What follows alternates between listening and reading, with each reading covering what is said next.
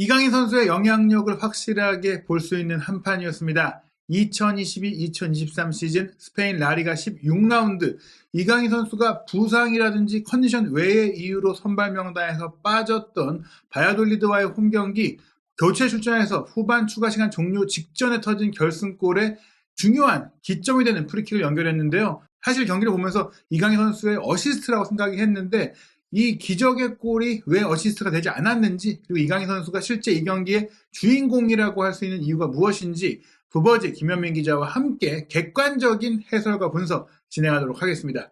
일단 마요르카가 정말 쉽지 않은 그리고 중요한 승리를 거뒀습니다. 예, 뭐 바야돌리드와의 경기에서 솔직히 이거 지는 줄 알았죠. 전반전만 하더라도 좀 지는 분위기였는데 그래도 이강인 선수가 교체 투입된 이후에 흐름을 확 끌어올리면서 교체 투입되기 이전과 이후의 경기 내용이 완전히 바뀌었거든요. 그러면서 극적인 결승골로 1대0으로 승리를 거두면서 결국 그 마요르카가 순위를 10위로 끌어올릴 수 있었습니다. 경기 전까지 양팀의 승점 차이가 2점에 불과했기 때문에 사실 마요르카는 이번 경기를 패할 경우 바야돌리드에게 역전당할 수가 있었고, 그렇죠. 그렇다면 양팀의 상황이 완전히 달라질 수 있었는데요. 결국 마요르카가 또 10위로 치고 올라가면서 어떻게 보면 강등권과의 격차를 더 벌렸습니다. 올 시즌 잔류를 걱정할 필요는 없어 보이는 순위라고 할 수 있겠지만 이날 경기 내용을 살펴보면 이강인 선수 유무에 따라서 마요르카의 전력이 정말 판이하게 갈린다는 걸 볼 수 있었는데요. 일단 이날 경기 끝나고 나서 스페인의 전국 스포츠 신문 중에 하나인 아스는 헤드라인에 결승골을 넣은 아부돈 프라츠와 더불어서 실제 어시스트로 기록된 마페오의 이름이 아닌 이강인 선수의 이름을 넣었습니다. 아부돈과 이강인이 이 팀을 무너뜨렸다는 얘기예요. 왜 이강인 선수의 이름이 나왔느냐? 이강인 선수의 사실 프리킥이 실질적으로는 어시스트에 가까웠기 때문이다. 그래서 실제로 이 경기 내용을 이제 분석한 기사를 보면 이강인 선수의 프리킥이 매우 위협적이었다 이런 얘기들이 있는데 일단은 이날 선발 명단 조금은 의아했어요.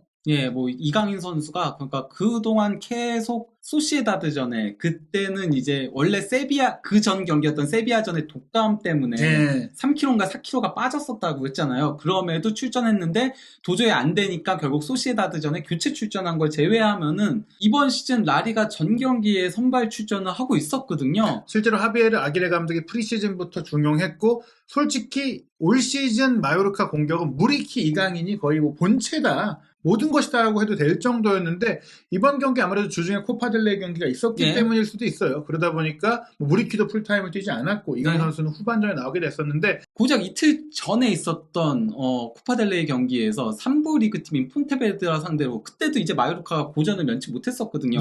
그러다 보니까 이강인 선수를 후반 시작과 동시에 교체 투입을 했었고 이게 연장전까지 가가지고 사실상 선발 출전한 선수보다 더 많이 뛰었었거든요. 게다가 또 이강인 선수가 들어와서 또 분명히 영향력을 끼치고 확실하게 날카로운 모습 보였어요.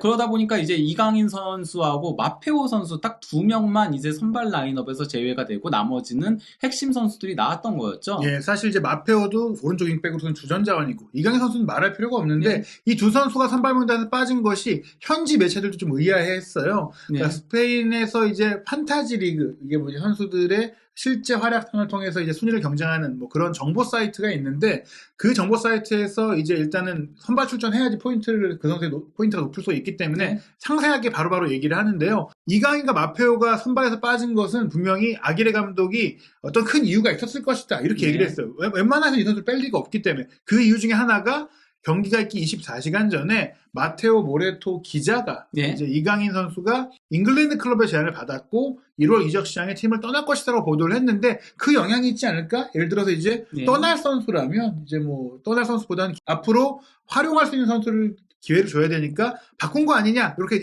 약간 의혹을 제기한 저는 내용이었어요. 근데 이거는 거의 의혹에 가깝다라고 생각을 합니다. 그렇죠. 그런 것 때문에 빼지는 않았을 거라고 생각을 해요. 만약에 설령 이적이 정해졌다고 하더라도 저는 이강인 선수를 마요르카가 어쨌건 강등 경쟁에서 완전히 자유로운 팀은 아니거든요. 그렇기 때문에 1승이라도 있을 때 더 따야 되기 때문에 설령 이적이 확정됐다고 해도 저는 그 전 경기에도 출전시킬 거라고 보기 때문에 체력적인 부분이 더 크지 않았을까. 실제 이 경기에서 이강인 선수가 어쨌건 많이 땀을 흘리더라고요. 땀을 많이 흘리고 하는 게 저는 그래서 체력적으로 조금 문제가 있었던 거. 이거는 그냥 단순히 묶어서 그냥 그런 의혹을 제기한 거지 그냥 주중 경기에서 그 코파델레이에서 너무 많은 시간을 뛴 게 영향을 끼쳤다라고 개인적으로 생각을 하고 있습니다. 뭐 저도 그렇게 생각하는데 왜냐하면 이런 의혹이 나온 것은 그럴 정도로 이강인 선수가 선발명단에서 빠진 게 의아한 일이고 그렇죠. 예, 말도 안 되는 일이다 사실. 그런 가운데 실제로 경기력도 안 좋았고 제가 봤을 때도 이적이 확정된 것도 아니고 확정됐어도 쓸 선수인데 이적 소리 나온 것만으로도 안 쓴다? 이것은 사실 축구계에서 있을 수 없는 일인데요. 어찌됐거나 저희가 전반전 주요 장면을 거의 보여드리지 않는 이유가 주요 장면이 없을 정도로 좀 무기력했고 특히 마요르카가 홈 경기임에도 불구하고 완전히 밀렸어요. 예, 뭐 그러니까 점유율도 37.3%밖에 되지 않았고요. 물론 마요르카는 점유율이 매우 떨어지는 팀입니다. 점유율이 40% 간신히 넘는 팀이긴 하거든요. 하지만은 그래도 바야돌리드가 더 밑에 있는 팀이잖아요. 근데 그렇죠. 37.3%는 너무 한데다가요.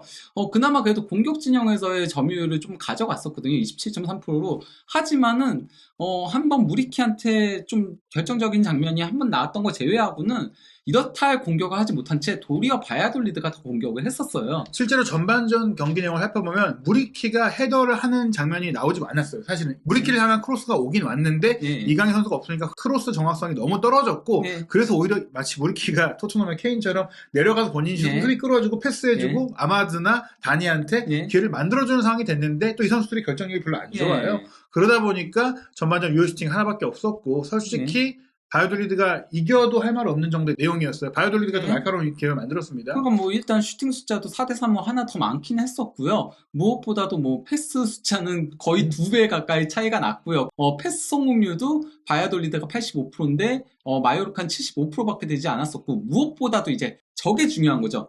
크로스를 마요르카가 12일 시도했는데 딱 2번 연결됐어요. 그것도 무리키라는 장신 공격수를 데리고도 그래서 크로스 성공률이 17%밖에 되지 않았는데 바야돌리드는 6번밖에 크로스 올리지 않았는데 50%의 성공률을 자랑을 했었거든요. 네, 결국 이강인 선수가 없을 때 마요르카는 이런 고공 공격, 롱볼 공격이 안 된다. 왜냐하면 크로스를 잘 차는 선수가 이강인밖에 없을 정도다. 그러다 보니까 이제 라리가 소식을 전문으로 다루는 트위치 스트리머인 카라스, 이분이 뭐 굉장히 유명한 분입니다. 스페인에서는 팔로워가 트위터에서 2만 명이 넘으니까 실제 트위치에서는 더 많은 인기를 좀 갖고 있는 라리가를 이제 중계하는 분인데 이분이 경기 도중에 트윗을 하나 올렸어요. 이강인은 마요르카에서 너무나 중요한 선수다. 본인이 봤을 때는 델 갈라레타와 더불어서 무리키 그리고 수비라인 사이를 연결하는 핵심 조각인데 아기레 감독이 사실 마요르카를 완벽한 기여를 갖추는 팀으로 구성을 했지만 부품 없이는 작동이 안 된다. 전술을 잘 만들어도 수행할 선수가 필요하다는 얘기예요. 그냥 그러니까 딱 그 역할을 할 수 있는 선수는 2명밖에 없기 때문에 한 명이 빠지면은 이 팀은 작동하지 않는다라고 얘기한 거죠. 사실 그래서 저는 개인적으로는 후반 시작과 함께 들어가지 않을까 싶었는데 그럼에도 불구하고 나오지 않았어요. 그러다 보니까 진짜로 정말 이적 때문인가라는 생각이 잠깐 들었거든요. 왜냐하면 벤치에 있는 모습도 안 보여주고 여러 가지로 좀 이강인 선수 경기장에 있나? 이렇게 느낄 정도였는데 기우였습니다. 몸을 푸는 모습이 나왔고 결국 후반 17분에 투입이 됐죠.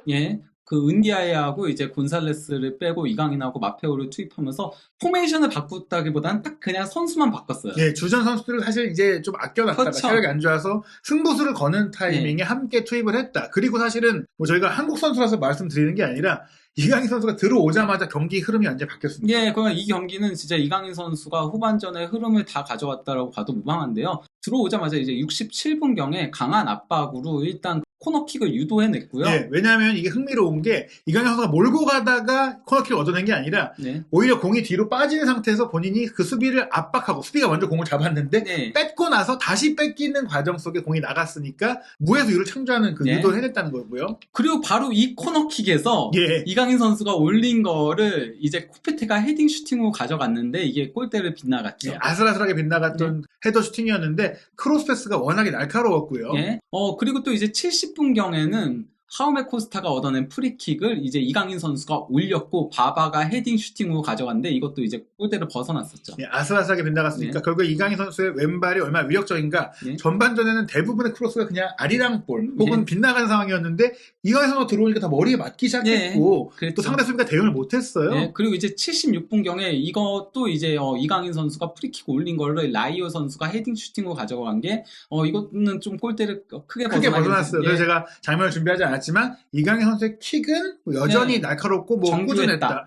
그런 가운데 결정적인 장면 하나 나오는데 바로 이제 후반 추가 시간 들어가서 나온 이강인 선수의 슈팅이죠. 이거는 조금 만들어가는 과정이었죠. 마요르카 만들어가는 과정에서 프라츠의 패스를 받아가지고 이강인 선수가 과감한 중거리 슈팅을 가져간 게 골키퍼 선방에 막힌 거였습니다. 이 시점에서 말씀하신 대로 무리키 선수, 이강인 선수와 최고의 호흡을 모이고 있는 이 공격수가 교체됐어요. 아무래도 체력적인 이슈가 있었던 것 같고 프라츠가 들어왔는데 사실 프라츠가 선발로 뛰기엔 좀 아쉽다라는 평가를 받는 선수인데 그래도 클러치 능력, 쪼커 능력을 보이고 있었는데 이 장면도 본인이 이강인 선수에게 공을 내주고 또 그런 연결 과정 속에서 이강인 선수가 과감하게 왼발 슈팅을 골대 구석으로 찼는데 이 장면은 마시프 골키퍼가 좀 잘 막아냈어요. 슈퍼 세이브에 가까웠기 때문에 사실 현지 중계도 여러 번 이 장면을 돌려서 보여줬거든요.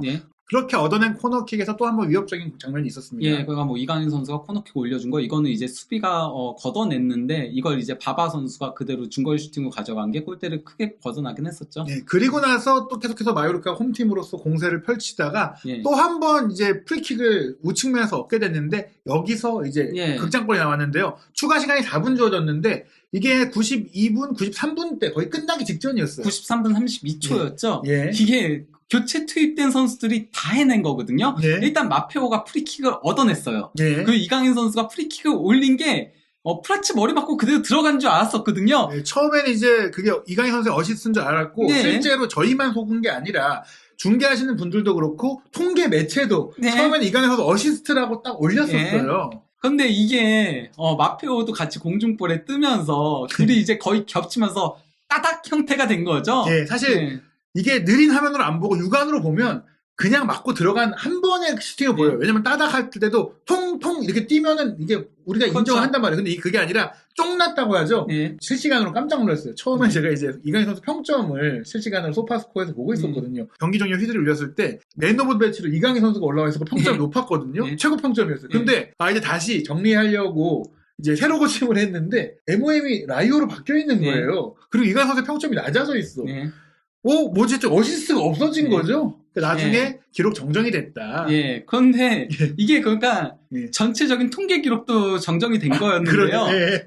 일단 그 이강인 선수가 교체 투입되기 이전 62분경까지 마요르카가 슈팅이 5번밖에 안 됐고요. 그래서 5대6으로 밀리고 있었고요. 점유율도 40대 60이었고요. 점유율이 4대6으로 벌어진 상태였고요. 뭐 코너킥도 2대1 2번밖에 얻어내지 못했었는데요. 이강인 선수가 교체 투입되고 나서 62분 이후부터를 놓고 보면은 슈팅 숫자가 8대3. 압도했네요. 그러니까 62분보다도 28분이 슈팅이 더 많은 거예요. 그러니까요. 훨씬 많은 거거든요.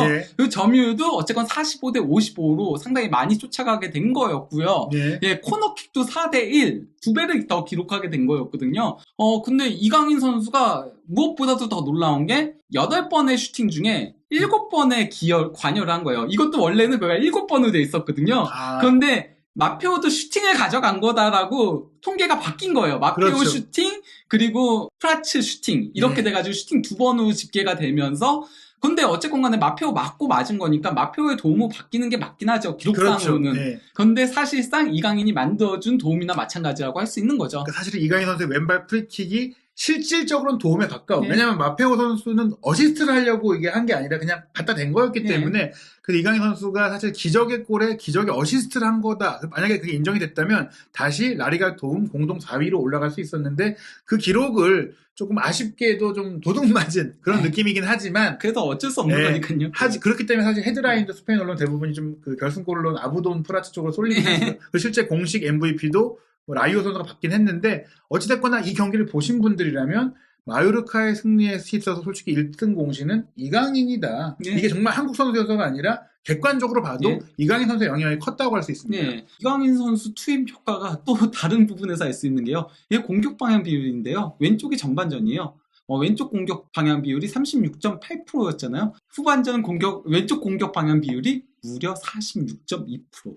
말 그대로 이강인 선수한테 밀어주게 했다는 거예요. 결국 이강인 선수가 들어온 이후에는 거의 왼쪽 측면이 공격의 절반의 비중을 차지했다. 실질적으로 이강인 선수의 유무가 기록으로도 검증됐다는 것입니다. 근데 이 경기에서 이강인 선수가 짧은 시간을 출전을 하면서 패스 성공률은 예전보다 많이 떨어지긴 했어요. 왜냐면 도전적인 패스들을 계속 찔러줬거든요. 그리고 프리킥이 많았었기 때문에요. 근데 이제 패스 성공률을 논하기에는 패스 숫자 자체가 또 많긴 않아요. 그러니까 그렇죠. 조그마니까 조금만 미스가 나도 크로스가 더 많거든요. 그렇죠. 그러다 보니까 떨어진 거죠. 근데 이제 찬스 메이킹 5회로 최다였고요. 놀라워요. 예, 그리고 크로스 11회인데 그 중에 5회 성공시켰고, 그러니까 크로스 성공률이 상당히 높은 거예요. 거의 절반에 가까운 거예요. 크로스는 원래 성공률이 20에서 30%만 나와도 잘 나오는 거예요. 근데 거의 50% 가까이 나온 거니까 굉장히 높은 데다가 28분 뛰었다고 했잖아요. 예. 최다 찬스 메이킹, 최다 크로스 시도, 최다 크로스 성공. 저 빅찬스 크리에이티드가 아마도 마표의 헤딩 그렇죠. 슈팅일 겁니다. 실질적으로 어시스트다라고 볼 수 있는 그런 장면인데 네. 어찌됐거나 이강인이 들어오면서 마요르카의 경기력이 완전히 바뀌었고 네. 마요르카 공격의 모든 것이 이강인이었다라고 볼 수 있기 때문에 네. 이 경기 승리의 주역은 솔직히 이강인 선수라고 말해도 이거 네. 국뽕이 아니다. 네. 그게 팩트다라는 거예요. 네. 근데 이제 마요르카가 이번에 바야돌리드한테 승리를 거두면서요.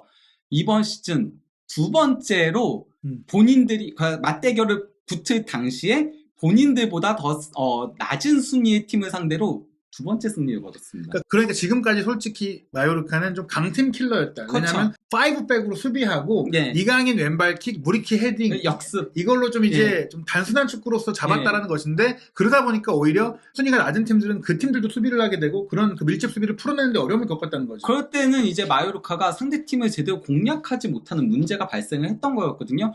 실제로 그 마요르카가 더 낮은 순위의 팀을 상대로 2승 3무 2패, 승률 28.6%, 평균 승점도 1.29점밖에 되지 않았는데요. 네. 반대로 더 높은 순위 팀 상대로는 4승 1무 4패, 승률 44.4%, 네. 평균 승점 1.44점. 네, 결국에는 강팀 킬러였던 마요르카가 그 능력을 기반으로 잔류 경쟁에서 앞서갔지만 이제는 순위가 낮은 팀을 상대로도 좀 해법을 찾은 느낌이다? 저는 그거보다도 어쨌건 간에 그나마 순위를 낮은 팀을 상대로 마요르카가 승리하려면 이강인 선수가 무조건 필요하다. 그렇죠. 왜냐면은 상대가 같이 이제 수비적으로 나섰을 때 그래도 변화를 가져다 줄 수 있는 선수는 이강인 선수 한 명밖에 없는 거거든요. 저는 사실 그 부분보다는 그냥 마요르카가 이기려면 이강인 선수가 무조건 필요하다. 순위가 낮은 팀을 떠나서 그냥 이강인 선수가 있어야 제 된다. 말은 낮은 팀일 때 더더욱 그렇다는 거죠. 더더욱 필요하다는 거죠. 네. 오늘 어쨌건 간에 이강인 선수가 없었을 때 너무 답답한 경기를 했잖아요. 네. 저는 진짜 지는 경기라고 생각을 했었거든요. 저는 사실 그걸 떠나서 이강인 선수가 없다면 그냥 강등돼야 될 팀이다. 이건 라리가 수준이 아니다. 그러니까 약간 뭐 비약하면 그렇게 하는 것이고, 솔직히 저는 이제 이강인 선수의 플레이에서 저는 감동받았던 경기 중에 하나가 레알 마드리드전이었거든요. 네. 너무나 놀랐던 선제골을 넣었는데 아시다시피 그때 뭐 일정도 타이트했고 낮 경기 많이 하다 보니까 선수들이 너무나 지쳐갖고 아기레 감독이 원치 않음에도 불구하고 후반 초반에 이강인 무리키 빼고 네. 완전히 무너지면서 많은 골을 내줬잖아요. 그리고 발베르데가 미친 골 그렇죠. 넣고 막 이래가지고. 그래서 사실은 이 마요르카의 성적은 이강인 선수의 활약과 유무에 거의 뭐 좌우가 된다. 무리키도 있어야죠. 네, 무리키도 있어야 되긴 한데 어쨌든 그리고 수비도 있어야죠. 네, 있어야 되긴 하죠. 네. 근데 이제 골을 넣으려면 네. 이강인 선수가 있어야 된다. 왜냐면 무리키만 있고 이강인이 그렇죠. 없으면 그건 둘 다 있어야 돼요. 둘 다. 없으면 안 된다는 걸 우리가 네. 이제 60몇 분 동안 봤기 때문에. 네. 근데 이런 와중에 또 이강인 선수의 이적설이 있다 보니까 마요르카는 지금 뭐 돈도 돈인데 이적료도 이적료인데. 저는 못 보낼 것 같아요. 그러니까 못 보내요. 왜냐면 네, 강등될 수도 있으니까. 근데 그게 있으니까 바이아웃 조항이. 그렇죠. 라리가는 바이아웃 조항이 있어가지고 그 바이아웃 조항을 발동시키는 순간 막을 수 있는 방법이 없고 이강인 선수의 바이아웃 금액이 그렇게 크진 않은 편이죠. 제가 알기로는 1,900만 그렇죠. 정도인데 그 정도면 프리미어리그 팀들은 아주 쉽게 낼 수 있죠. 바로 낼 수 있어요. 그렇죠. 일시불도 가능합니다. 그렇죠. 바이아웃은 원래 일시불 지불해야지 그렇죠. 발동이 되는 거니까요. 어찌됐거나 뭐 이강인 선수의 결정에 달려있는 부분이긴 한데 뭐 이강인 선수가 워낙 또 마요르카의 애정을 갖고 있어서 발목 잡아야죠. 그러니까 아기레 감독이 제발 안 돼. 내가 여름부터 지금까지 월드컵 가기까지 얼마나 도와줬니? 이렇게 얘기하시면서 너 여름에 가도 되잖아. 이렇게 할 수 있지만 어쨌든 그건 좀 상황시켜봐야 될 것 같고 마요르카가 굉장히 중요한 승리를 거뒀고 다음 경기가 이제 1월 15일 일요일 새벽 2시 30분에 있을 오사수나와의 원정 경기가 있고요. 그리고 지금 정확한 날짜가 안 나왔어요. 지금 대진표만 나온 레알 소시에다드와의 코파델레이 16강전이 1월 18일 수요일로 예정되어 있는데 한국 시간으로는 아마 18일 수요일 새벽 혹은 19일 목요일 새벽에 열릴 예정인데 이 경기가 중요한 건 역시 소시에다드의 또 이강인 선수의 절친 쿠보가 있기 때문에 또 굉장히 흥미로운 대진표가 될 거기다가 이강인 선수가 어쨌건 간에 그때는 선발 출전하지 못했었으니까요. 이미 맞대결을 라리가에서 한번 했는데 몸 상태 문제 때문에 잘 못 뛰었었는데 그렇죠. 이번에는 두 선수 다 또 월드컵도 치르고 왔고 좀 월드컵에서 사실 쿠보가 메시지 보냈다고 했었어요. 네. 8강에서 만나자. 네. 둘 다 8강에서 만나자. 근데 이제 코파델랭 16강에서 그것도 그때 보낸 거죠. 예, 나름 그가 감동적인 스토리인 게 아직 우리나라가 16강이 정해지지 않았던 그렇죠. 포르투갈하고의 경기를 앞둔 시점에서 보낸 그쵸. 거였거든요. 바로 직전에 보낸 거였거든요. 그런 상태에서 일본은 올라갔던 상태였긴 한데 어찌됐거나 그 레알 소시다드와 마요르카의 또 대진이 또 완성이 되면서 두 선수는 또 한번 좀 우정의 대결을 할 수 있을 것 같고 그 뒤에 이제 셀타비고전, 카디스전 넘어서 2월 5일에 2월 첫 경기에 이제 레알 마드리드전이 있는데 아시다시피 이제 1월 이적 시장이 끝난 이후에 열린 경기란 말이에요. 서두에 말씀드린 그 마테오 모레토 기자의 그 보도 내용에 따르면 90% 1월에 이강인은 떠난다. 그러면 저 레알 마드리드전을 못 뛴다는 얘기인데 과연 그 상황이 어떻게 되는지에 대해서 저희가 이제 영상을 준비했거든요. 뭐 그거과 관련해서는 조금 더 자세한 얘기들 그리고 또 이제 어떻게 될 것인가에 대한 얘기들 같은 것들 남겼으니까요. 다음 영상을 많이들 보시기 바랍니다. 이강인 선수의 활약 짚어봤는데 이강인 선수의 이적설에 대해서도 현지 정보 저희가 면밀하게 분석한 내용들 이어지니까요. 한준TV 구독, 좋아요, 알림 설정을 통해서 새로 올라오는 영상 곧바로 확인하시기 바랍니다.